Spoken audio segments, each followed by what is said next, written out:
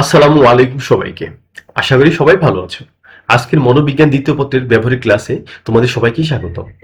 আজকে আমরা অত্যন্ত গুরুত্বপূর্ণ একটি প্র্যাকটিক্যাল নিয়ে আলোচনা করতে যাচ্ছি, যা তোমাদের ব্যবহারিক পরীক্ষার খাতা এবং ভাইবা উভয়ের জন্য খুবই গুরুত্বপূর্ণ। আমাদের আজকের পরীক্ষণের নাম হলো বোয়েমের মৌলিক ধারণা ও ভিক্ষা বা Boehm test of basic concept.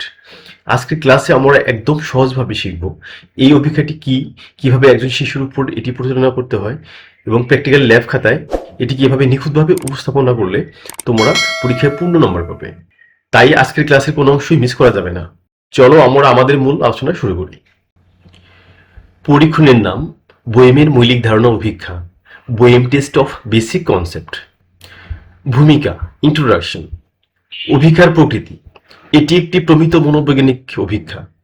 এটি মূলত শিশুদের প্রাথমিক কিছু আপেক্ষিক ও বুনিয়াদী ধারণা যেমন স্থান, কাল, সংখ্যা ও পরিমাণ মূল্যায়নের জন্য ব্যবহৃত হয়। অভিক্ষার বিকাশ, কলম্বিয়া বিশ্ববিদ্যালয়ের শিক্ষক ডক্টর এনি বোয়েম 1969 সালে প্রথম এই অভিক্ষাটি তৈরি করেন।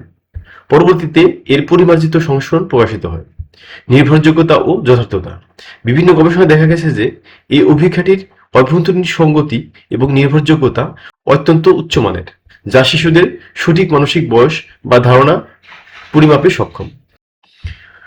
অভিক্ষা সংক্রান্ত গবেষণা, বোয়েমের মৌলিক ধারণা অভিক্ষাটি প্রকাশের পর থেকে শিশুদের জ্ঞানীয় ও বুদ্ধিবৃত্তিক বিকাশ মূল্যায়নে এর কার্যকারিতা যাচাইয়ের জন্য বিশ্বজুড়ে বিভিন্ন মনোবিজ্ঞানী ও গবেষক অসংখ্য গবেষণা পরিচালনা করেছেন। নিচে উল্লেখযোগ্য কয়েকজন মনোবিজ্ঞানীর গবেষণালব্ধ ফলাফল আলোচনা করা হলো। 1 নম্বরে ডক্টর অ্যানি বোয়েম। তার গবেষণায় প্রমাণিত হয় যে এই পরীক্ষায় প্রাপ্ত স্কোর শিশুদের প্রাথমিক স্তরে ভাষা ও গণিত শেখার সক্ষমতার একটি অত্যন্ত শক্তিশালী পূর্বাভাসক হিসেবে কাজ করে। সেসিল সি স্পেক্টর, তিনি দেখিয়েছেন যে যে সকল শিশু সাধারণ পাঠ্যক্রম বুঝতে সমস্যা পড়ে, বোয়েম অভিক্ষার মাধ্যমে তাদের সুনির্দিষ্ট শব্দার্থিক ও ধারণাগত দুর্বলতাগুলো খুব সহজে আলাদা করা সম্ভব। জন আর বিস, তিনি শিশুদের অন্যান্য জ্ঞানীয় অভিক্ষা থেকে প্রাপ্ত ফলাফলের সাথে বোয়েম টেস্টের স্কোরের একটি গভীর ও ধনাত্মক সহসম্বন্ধ খুঁজে পান, যা এর যথার্থতা প্রমাণ করে। উদ্দেশ্য, অবজেক্টিভস, অভিক্ষার্থীর স্থান, কাল, আকার, সংখ্যা ও পরিমাণ সংক্রান্ত মৌলিক ধারণাগুলো কতটুকু স্পষ্ট তা পরিমাপ করা। শিশুটি মৌখিক নির্দেশনা কতটা নিখুঁতভাবে বুঝতে ও অনুধাবন করতে পারছে তা যাচাই করা। ব্যবহারিক প্রয়োগ, প্র্যাকটিক্যাল অ্যাপ্লিকেশন, প্রাক প্রাথমিক ও প্রাথমিক বিদ্যালয়ের শিক্ষার্থীদের মেধা যাচাই ও শিক্ষা পরিকল্পনা তৈরি এটি ব্যবহার করা হয়। কোনো শিশুর শিখন বা ধারণাজনিত কোনো ঘাটতি বা মানসিক বিকাশজনিত সমস্যা, লার্নিং ডিসএবিলিটি আছে কিনা তা শনাক্তকরণে এটি সহায়তা করে। অভিক্ষার্থীর বর্ণনা, নাম, তুমি যে অভিক্ষার্থীকে নিয়ে এখানে কাজ করবে তার নামটা এখানে লিখে দিবে। বয়স, তাকে জিজ্ঞেস করবে তার বয়স কত, বয়সটা এখানে লিখে দিবে।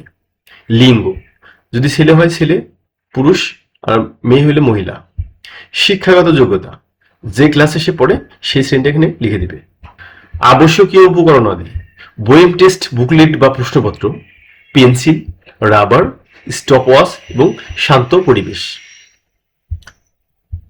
কার্যক্রম, অভিক্ষার্থীকে শান্তভাবে বসিয়ে তার সামনে বুকলেটটি দেওয়া হলো। প্রতিটি ছবির জন্য নির্ধারিত মৌখিক নির্দেশনা, যেমন যে পাখিটি সবচেয়ে উপরে আছে সেটিতে দাগ দাও, তাকে বুঝিয়ে বলা হলো এবং উত্তর সংগ্রহ করা হলো। অভিক্ষার্থীকে পর্যবেক্ষণ, পরীক্ষা চলাকালীন দেখা গেল অভিক্ষার্থী যথেষ্ট মনোযোগী ছিল, তবে কাল বা সময় সংক্রান্ত কয়েকটি প্রশ্নে সে কিছুটা দ্বিধাবোধ করেছিল। সার্বিকভাবে তার আচরণ স্বাভাবিক ছিল। ফলাফল, রেজাল্টস, বোয়েমের মৌলিক ধারণা অভিক্ষার ম্যানুয়াল ও নির্দেশিকা অনুযায়ী অভিক্ষার্থীর প্রাপ্ত সাফল্যাঙ্ক স্তর, আর্থসামাজিক অবস্থা এবং শতাংশ মান নিচে ছক আকারে উপস্থাপনা করা হলো। লেভেল, প্রথম শ্রেণী, যে অভিক্ষার্থীকে নিয়ে আসা হয়েছিল এই অভিক্ষাটি পরিচালনা করার জন্য তার লেভেল ছিল হচ্ছে প্রথম শ্রেণীতে পড়তো সে। আর্থসামাজিক অবস্থা কেমন ছিল তার? মধ্যবিত্ত। প্রাপ্ত সাফল্যাঙ্ক কত ছিল তার? 45 মানে 45। এই প্রাপ্ত সাফল্যাঙ্কের যে শতাংশ মান, এটা কিন্তু তোমাদের শেষে একটা নর্ম শিট দেওয়া আছে, ওখানে কিন্তু দেওয়া আছে। তার মানে সে যেহেতু প্রাপ্ত সাফল্যাঙ্ক 45 পেয়েছিল, তার শতাংশ মান ওই নর্ম শিট অনুযায়ী কত আসছে? 90। ফলাফলের সংক্ষিপ্ত সিদ্ধান্ত, ছক থেকে দেখা যায় যে মধ্যবিত্ত আর্থসামাজিক অবস্থার প্রথম শ্রেণীর একজন শিক্ষার্থীর জন্য প্রাপ্ত সাফল্যাঙ্ক 45 এবং এর শতাংশ মান 90%। এটি নির্দেশ করে যে অভিখাতের সাধারণ ও বুনিয়াদী জ্ঞান সমবয়সী 90% শিক্ষার্থীর চেয়ে উন্নত প্রখর। আলোচনা ডিসকাশন। প্রাপ্ত ফলাফলের উপর ভিত্তি করে দেখা যায় যে অভিখাতী 50টি ধারণার মধ্যে 45টি সঠিক উত্তর দিতে পেরেছে। তার প্রাপ্ত নম্বর বা স্কোর স্কোর হলো 45। স্থান এবং আকার সংক্রান্ত ধারণাগুলো সে খুব দ্রুত বুঝতে পেরেছে এবং সঠিক দাগ দিয়েছে, তবে কাল বা সময় সংক্রান্ত কয়েকটি ধারণায় তার সামান্য ভুল হয়েছে। সার্বিকভাবে তার বুদ্ধিবৃত্তিক বিকাশ বয়স অনুযায়ী অত্যন্ত সন্তোষজনক ও স্বাভাবিক।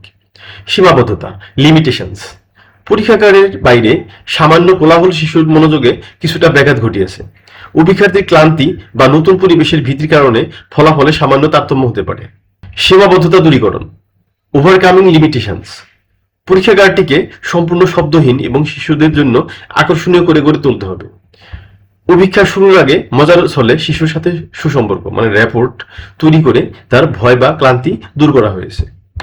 সারাংশ বা সামারি। বইমের মৌলিক ধারণা অভিক্ষাটি সফলভাবে পরিচালনা করে দেখা গেল যে অভিক্ষার্থীর প্রাথমিক বুনিয়াদী এবং আপেক্ষিক ধারণাগুলো অত্যন্ত স্পষ্ট এবং সে স্বাভাবিক গতিতে যে কোনো মৌখিক নির্দেশনা বুঝতে ও তা কার্যকর করতে সক্ষম। সহায়ক গ্রন্থাবলী বা রেফারেন্সেস। কোন বইয়ের সহযোগিতা নিয়ে তুমি এই অভিজ্ঞতাটি করেছো? মন্ডল কুমার যোগেন্দ্র 2023 মনোবিজ্ঞান দ্বিতীয় পত্র একাদশ দ্বাদশ শ্রেণী ঢাকা হাসান বুক ডিপো। মনোবিজ্ঞান দ্বিতীয় পত্র ব্যবহারিক অংশ একাদশ দ্বাদশ শ্রেণী। বোয়েম এই 1999 Boehm test of basic concept third edition Boehm 3 Pearson educational assessment. শেষে কি আছে? পরিশিষ্ট বা অ্যাপেন্ডিক্স। এই ব্যবহারিক পরীক্ষণটি নিখুঁতভাবে সম্পন্ন করার জন্য ব্যবহৃত প্রামাণ্য দলিল ও তথ্যাদি নিশ্চয় সংযুক্ত করা হলো। পরিশিষ্ট ক বইমের মৌলিক ধারণা অভিক্ষার আদর্শ নমুনা প্রশ্নপত্র বা টেস্ট বুকলেট।